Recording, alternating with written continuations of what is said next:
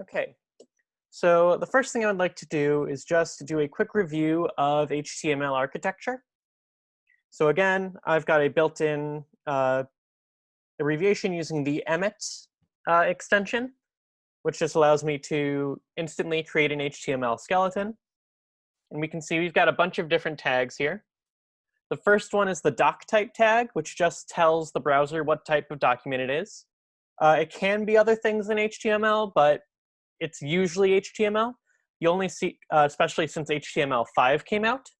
In earlier versions of HTML, you may have needed more detail. But right now, all you need to say is doc type HTML. Then the HTML tag itself just defines an HTML document. So everything we want can live inside of here. And it'll work with, your browser can still render it if you don't have this HTML tag. The HTML tag, it'll just kind of render it automatically, but the HTML tag can be good to have. Just it helps older browsers. If somebody's using an old internet version of Internet Explorer, for example, it may need to use that. The head tag is where information about our document lives. So it includes things like a meta char set. We're using UTF-8 characters. We're automatically setting the viewport to the width of the device. And then there's the title, which by default is set to document. And the title is what shows up at the very top of the page in like a tab or anything like that. So if you wanted to change it, you could say code Platoon page. And then if I open this up in another browser, we can see right here, there's our title, code Platoon page. And then under the head, we have the body, and the body is where our actual content usually lives. So if we wanted to add, and so again, I know this is just a basic question. What is the general pattern for if we want to add an element to our body? We need two things, right? What are those two things?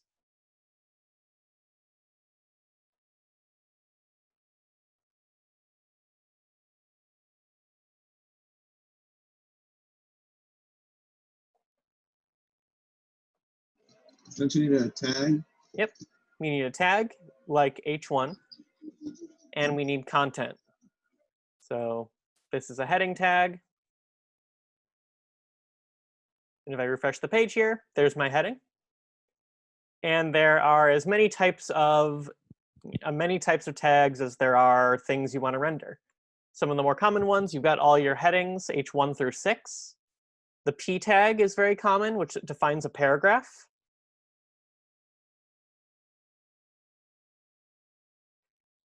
So that automatically puts a line break between it and everything else. There's one called br, which is just a line break. It doesn't need an ending thing. You can also add what's called a horizontal rule, which actually adds just a line that goes across the page. And you can even add things like buttons. Now we've got a button. The button doesn't do anything, but it's a button.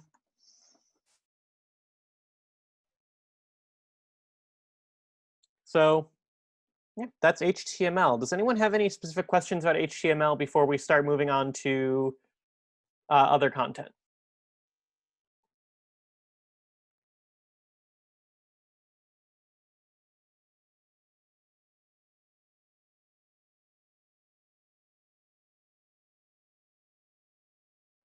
Okay.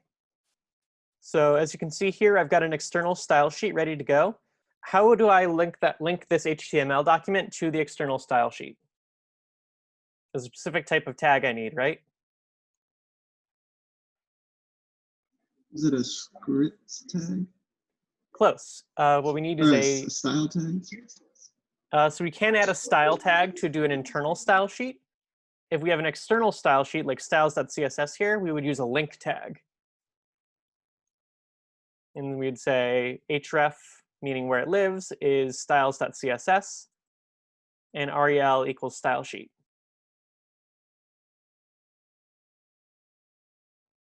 So if I wanted to, change my ID a little bit, I could say, give this one the ID of title. And I could give this p tag a class called subtitle.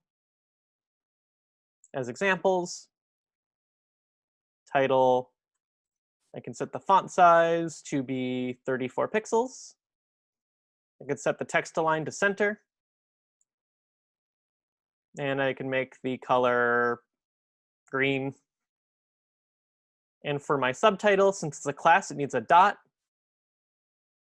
I could make the font size of this 18 pixels and text align also in the center.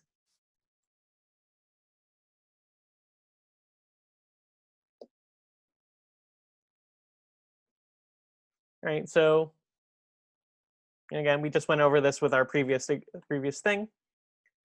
So I want to go back to the Bootstrap website real quick because there was a page that I would like to take a look at. That was this one right here. So this is a static web page. It's made in Bootstrap, and I want to recreate it in HTML. So I could, without using Bootstrap. So before I just jump right into it, I would want to get a plan on what tags and elements I would actually want to use. So this is where wireframing comes in.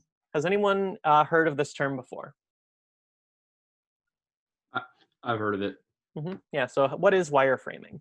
I believe it's where you have a designer make up like what the page will look like in a static form, and you then give that to a developer to go make it work in a dynamic form. Yep. So it's usually used by designers, but as developers, you may need to do this too when you're designing your own web pages.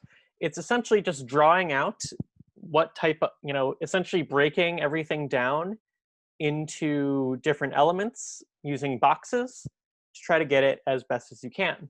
One way to do that is just by literally drawing it on a piece of paper. It might look something like this.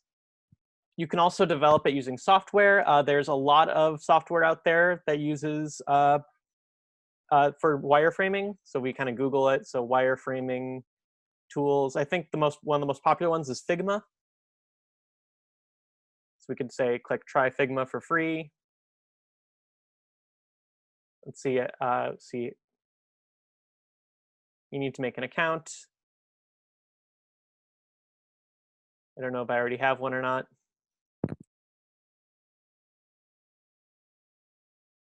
So I do software development, create account.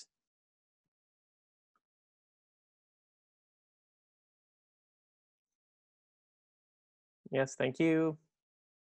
Okay, get out, stop this.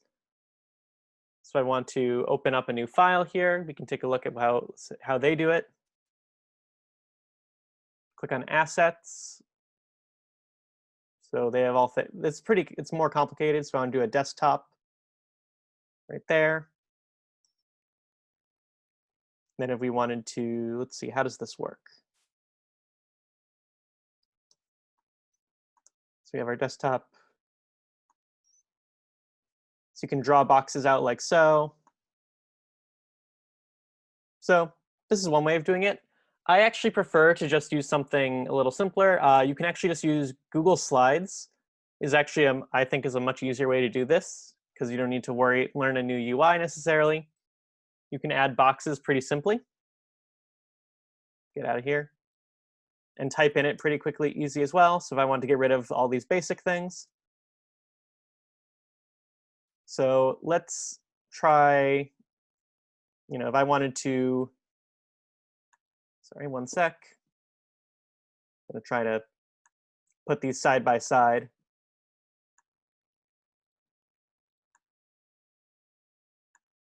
If I wanted to wireframe this out, I might say, all right, up here we've got a kind of a header section. So I could go to text box here and say, this is the header section. If I could use the shape thing, actually might be easier. So here's my header section. And then inside of that, I've got a headline, like pricing. So that would probably be an H tag or something. put that like right here. And then below that, we've got a paragraph.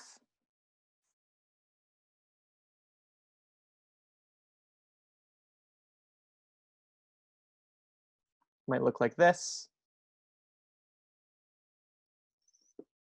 And then down here, we've got these 3 boxes, but they're all in the same row. So I would imagine they would all probably be part of the same larger container.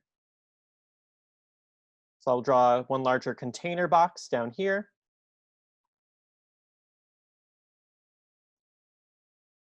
And then 3 rectangles for each of those sections.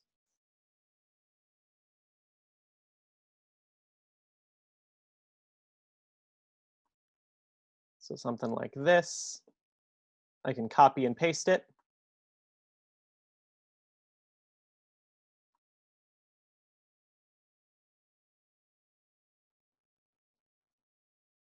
And then so on and so forth.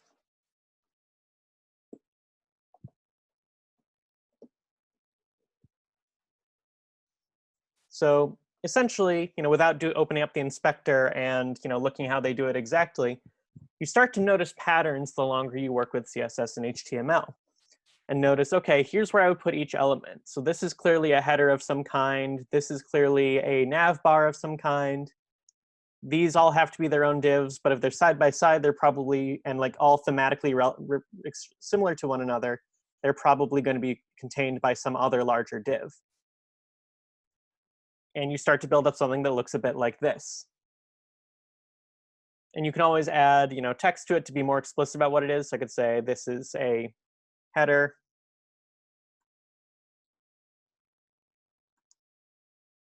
Oh, okay, it's being a little, sorry, it's being a little testy right now. And so on. What questions do you have about wireframing? So Noah, this is a question more broadly about HTML and CSS, but including wireframing. Mm-hmm. How, if you're say a front-end engineer, are you spending a lot of time in these languages and tools, or is there something that's like even further front end that's like just a designer that works in HTML and CSS and wireframes? Or like what? I guess I'm just wondering, like as we think about our first job after Code Platoon, how much should we expect to be working with these kind of languages and tools? Again, that will depend on what kind of role you're doing. If you're doing going in as a front-end developer or a full-stack developer, you can expect to be working quite a bit with HTML and CSS and frameworks such as React and Bootstrap even. Chances are you won't be asked to design a complete UI from the ground up, at least not right away, because typically they have they'll have designers specifically for that working to do that, or they already have something in place. But in general, yeah, there is a good chance you will be working pretty closely with, you will probably be using HTML and CSS as more you go on. Okay. Yeah. But yeah, static HTML and CSS like we're doing here, meaning like, okay, there's no functionality to these websites yet. It gets a little less common, especially again, if you're working in a framework like React. Essentially, what frameworks allow you to do is use a template using JavaScript or another language, and it kind of translates to HTML for you.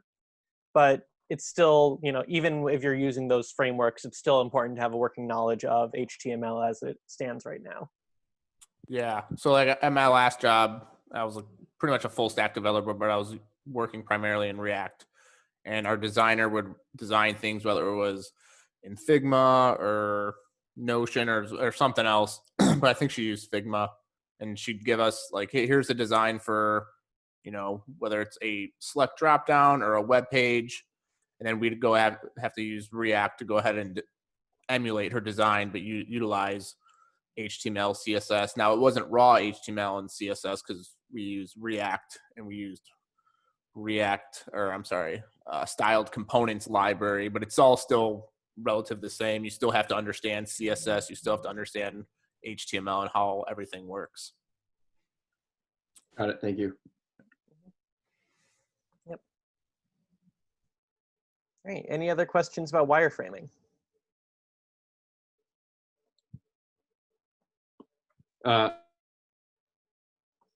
Yes, one more. If you do use a wireframing like specific tool like Figma, does it do sort of like those the schema tools for SQL where you can like transfer, you can like export it and it will be in HTML? Good question. I don't know about Figma. There are So, I mean, when designers are using Figma and other tools, they do generally have a little like side panel that shows the equivalent CSS, like what the colors are and everything. But you can't go based off of that when you're the developer. You can't just copy that as a developer and post it in the CSS or the HTML, because it's not going to go one-to-one from their designs to the actual code. So you can use it as a reference, but don't rely on it. Mm-hmm. But yeah, these tools generally do have some sort of CSS, I don't know, Mm-hmm. attributes as to what it should look like in CS from a CSS perspective. Yeah, so that can give you a good point of reference. Cool, thank you. All right, so let's try translating just this top part from our wireframe into HTML. So I'm going to get rid of what we've got there now. All right, so we've got this first larger container box, right? What type of HTML element should we use for that?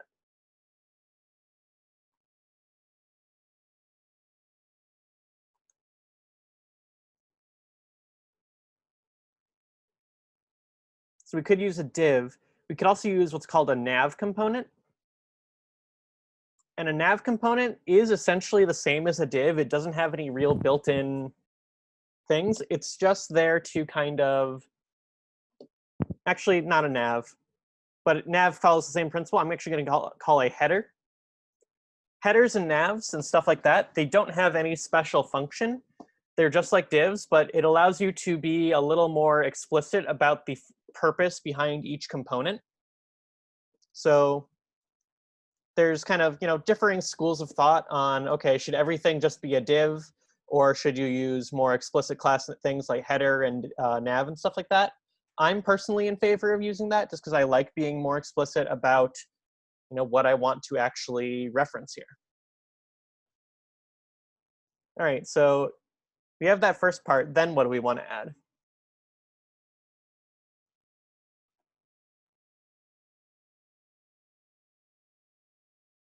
What should this thing be? The content, the test? No. Yeah, so remember, this thing right here is just our first, like that big thing in the website that said pricing. Can you do an H tag? Yeah, we could definitely do an H tag. Do an H1. I think it said pricing.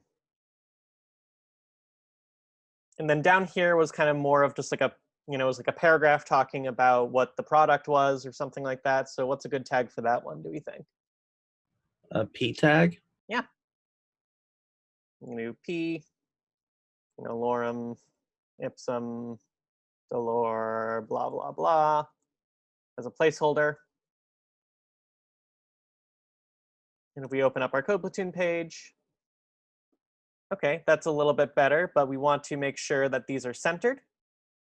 So we might as well give these classes, right? So we can call this one class equals, call this one headline, and give this one a class of intro. Say dot headline. Make sure it's text align center. Make the font size a bit bigger.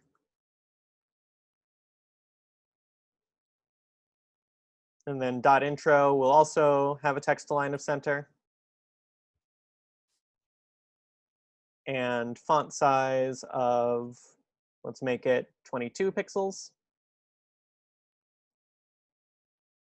There we go. That looks a lot better. And so we're starting to, bring this kind of headline, this wireframe together a little bit.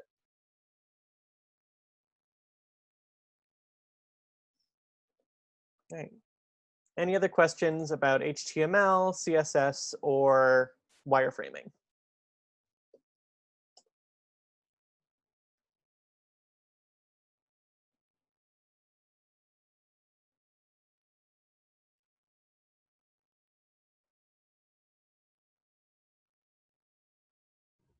Can Okay. you go back to your source code now real quick?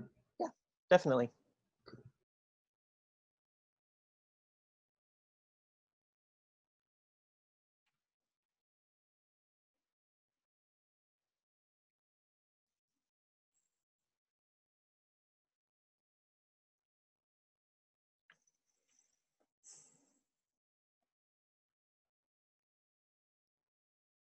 Okay. So we've talked about the first two kind of pillars of front-end development, HTML and CSS. Now we need to talk about the third one, which is JavaScript. So kind of going back to that house metaphor, so HTML is the frame, CSS is the decoration. JavaScript is, you can think of it as like it's the electricity, it's the running water, and it's all the appliances. JavaScript allows you to add functionality to your web page, and it can do things like it can update and change both the HTML and CSS of your web page. And it can also do everything you would expect JavaScript to normally be able to do. So it can perform calculations, it can manipulate data and validate data. So typically on nearly every website you've ever visited, JavaScript is running in the background, either bringing in data or using data that you give. So for example, if you enter your name into a sign-up sheet, JavaScript is going to be running background code in the background to validate that form. And that's why JavaScript is so popular. JavaScript is able to interact with your web page. And it does that by using something called the DOM, which stands for Document Object Model. Have you encountered the DOM in your studies so far?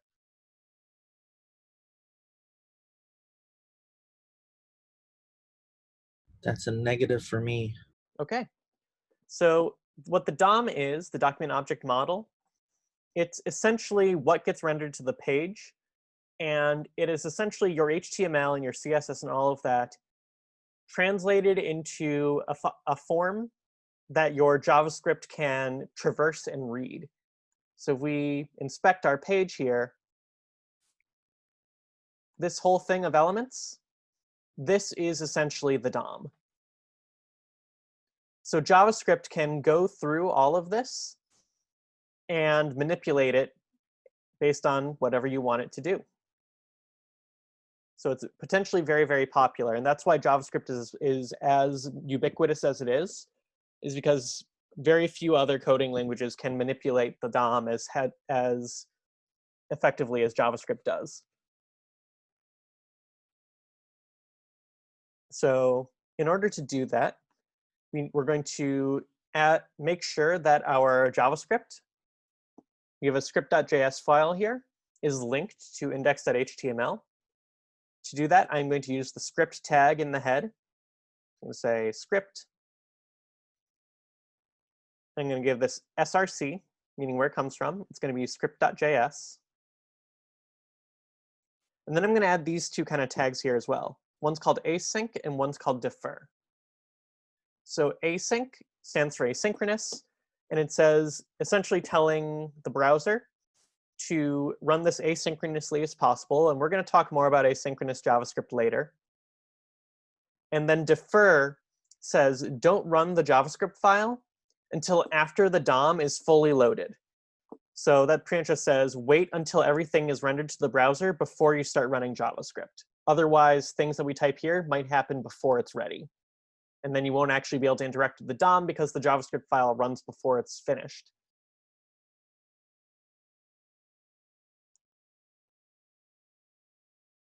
So that's how we link it up. Now let's actually add some functionality here. So down here, I'm going to add a button. And I'm going to call this one called the Alert Me button. And I'm going to give it an ID of alert button. And in order to do that, I need to set up what's called a listener, saying, okay, when this button is clicked, I need something to happen. So I'm going to say document.getElement by ID,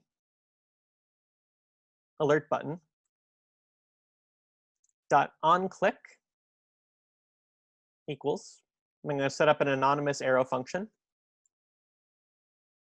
And it's going to say alert hello code platoon.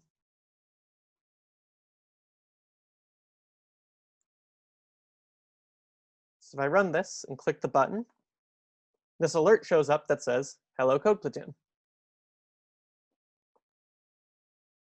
So we break this down step by step. Document is kind of a built-in variable that refers to the DOM, this whole thing right here.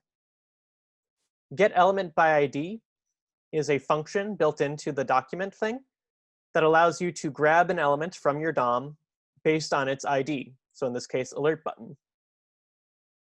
And then onClick is a listener. And we're essentially saying, okay, we're going to set up a listener to this button that says do something when it gets clicked. And then this anonymous arrow function right here is what happens when it gets clicked. An alert just lets you create a message and send it to the user.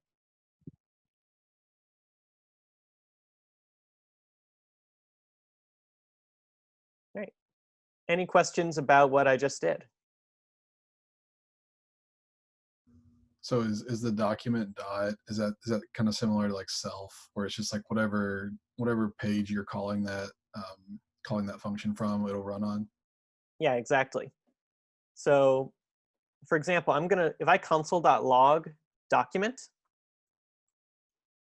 So first off, whenever you're working with this kind of link thing, whenever you want to console.log something or send something, do something, when you inspect it, there's a console right here. This is the console where it gets logged to. So refresh the page, you can see here document is just automatically set to the DOM. So exact same thing we see over there. And the console is actually very powerful because we can actually run code from here. So if I wanted to say, all right, let's see here, we called this one headline. So I could say let headline equal, and that's not an ID, that's a class, so we're gonna have to use something else. So I'll say equal document dot get elements by class name. And then the class name is headline. So if I look at headline here, it actually has an array. So I could say headline 0 dot style dot color equals red. And so it didn't have to refresh the page in order to make that change happen. It happened automatically. But if I refresh the page now, it won't be there. So it allows you to make change. So what JavaScript's biggest advantage here is it allows you to update your page without having to force a refresh. So that's why that makes it so powerful. So okay, I can have all this functionality going. JavaScript can keep on running that, and the user never has to refresh the page. They can keep doing whatever they want while JavaScript is doing its thing.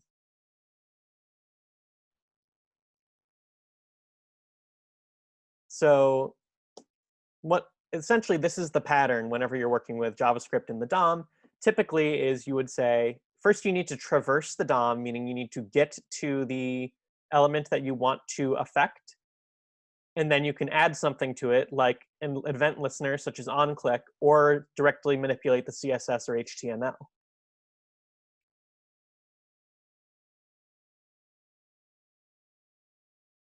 And there are tons of methods to do this built in. So if you look at, there's a link on today's lesson plan that leads here. So it kind of gives you, there's active elements, adding event listeners. You can change all sorts of things about the document. So there's get element by ID, like we used. Get element by class name gives you everything with the same class name. Get elements by name allows you to, there's a name element that you can do. There's get elements by tag name. So there's tons of ways to do this. Query selector is kind of a more generalized one, which allows you to get things with a class or an HTML ID or just a specific tag. So if you wanted everything with a P tag, you could use query selector or query selector all in this case. And that would allow you to search for everything with a P tag or a class called example or anything like that.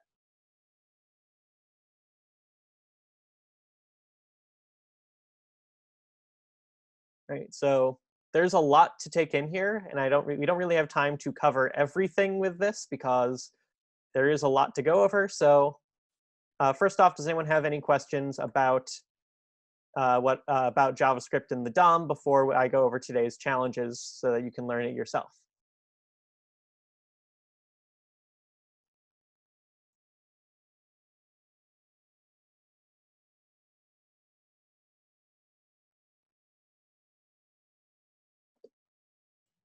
Just an FYI, you're not supposed to memorize it. We don't. Yeah. You're not expected to memorize everything with regards sure. to CSS or HTML. A lot of it's just trial and error. Just Yeah, and always keep in mind if the structure of your HTML needs to change, there's a good chance that your JavaScript will need to change for that. Because getting something by an ID is pretty simple. But for example, if you had a header and that header had like several P tags with a certain class name, then that might be a little more difficult because you'd only want things in this header with that class name. Or if you didn't know if it didn't have a class name or something like that. So getting specific elements from the DOM is probably the trickiest part.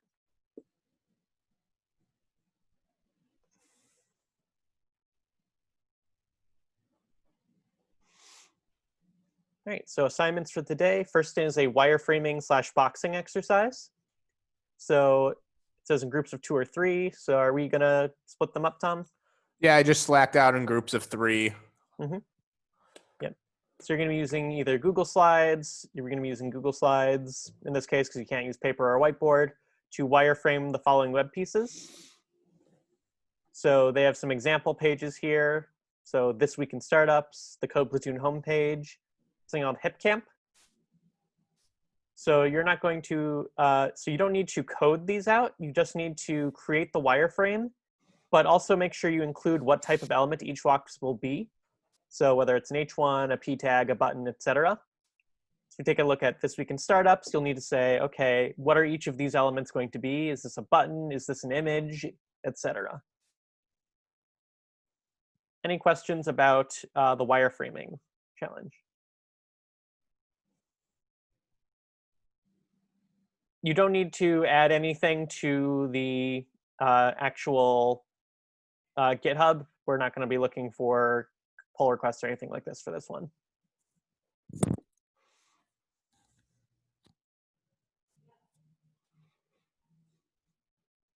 All right. Then we've got LinkedIn HTML. This is a tough one. So you're going to recreate your LinkedIn profile just using HTML and JavaScript and CSS. Actually, just HTML and CSS. I don't think you're going to need any JavaScript for this one. So as it says right here, LinkedIn has a team of experienced UX and UI designers and front-end developers to make their website look as good as ours. Your website will look like a 6-year-old made it, and that's okay. So you're going to take a look at your LinkedIn profile, and you're going to try to recreate it with the HTML and CSS you know right now, plus whatever you can look up. So if I go to my profile, like I'm going into this knowing that, like, you know, I couldn't recreate this exactly either. But if we look at it, we'd say, okay, I have a header image. I've got a profile image that kind of overlaps with it. I've got a profile here. I've got an about page, all of this stuff. So you need to make that as much as you can. Take your time with this. Don't jump right in. First, you want to make sure that you do some wireframing of your own, either using Google Slides or a piece of paper. Figure out what sections they're going to be, and figure out, okay, this box right here is probably its own section, but are there other sections inside of this section? There very well might be. Then you'll set up the structure, thinking about your cover photo, an About Me div, a bunch of subdivs for jobs. And then after that, you can start adding the actual content to make it look as much like this as you can possibly make it. Noah, what's the, I mean, I understand for this exercise, we're supposed to try to do everything on our own. But in the professional world, what's the etiquette or legality or whatever of like doing a right click inspect and just copy pasting something from a page that looks roughly like the one you're trying to build, and then changing some things around to make it suit your needs? Like if someone's already done this work, why would I start from scratch? Good question. And I don't know if there's any necessary legal repercussions if you went into LinkedIn's page and actually looked at their code. I imagine LinkedIn's code is probably using some sort of framework, so it's probably not just raw HTML. And one thing I'm going to tell you about in the software engineering world is everybody steals from everybody. Obviously, if you make your website look too much like LinkedIn in terms of look and function, they may have some problem with this. But if you want to copy how LinkedIn does a certain thing, I don't think anyone's necessarily going to mind. But the value in that is there may come a time when you do need to build something that nobody has done an easy solution to so far. And the more copying and pasting you've done and the less actual coding you've done, the more difficult that will be. Yeah, that makes sense. Mm-hmm. Also, like if you actually wanted to try to copy and paste the elements, like do the inspect and try to copy and paste it, 90% of the time it's not going to look alike because it might use a compiler and yeah. Like they've got classes here, and I don't know where those classes necessarily come from, because you can get the div classes profile, background image, image container, and there's probably an entire framework backing this up that we don't have access to.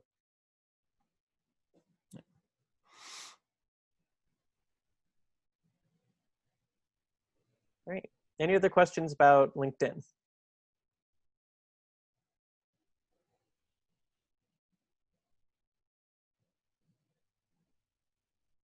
All right, and the last challenge is guess a number. So this is going to be using JavaScript here. So this one says, create a simple number guessing game. The computer will pick a random number between 1 and 100, and you have to guess that number. So like it says here in big letters, reading documentation is key throughout your career, 80% reading, 20% coding.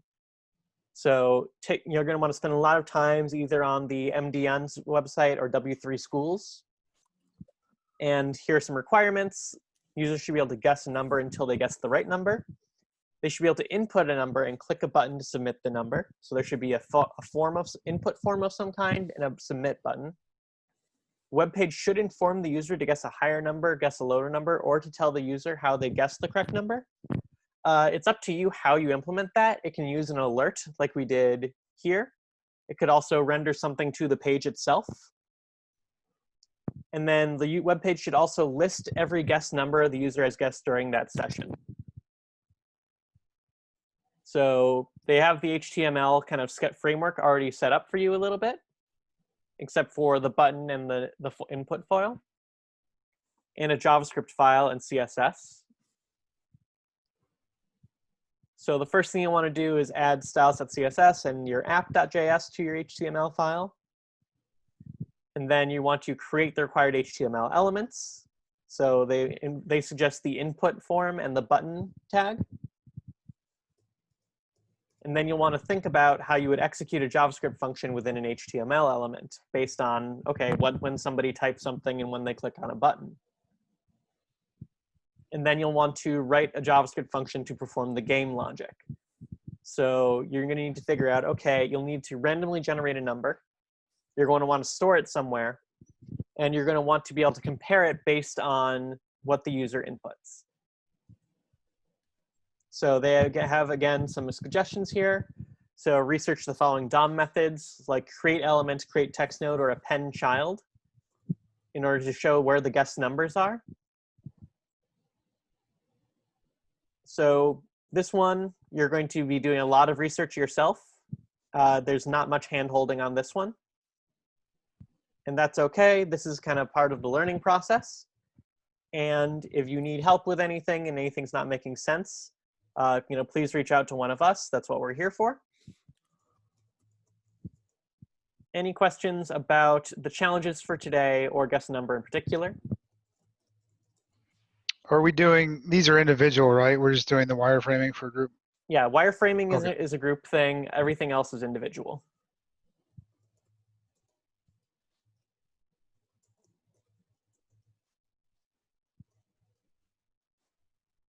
Okay. There are no other questions.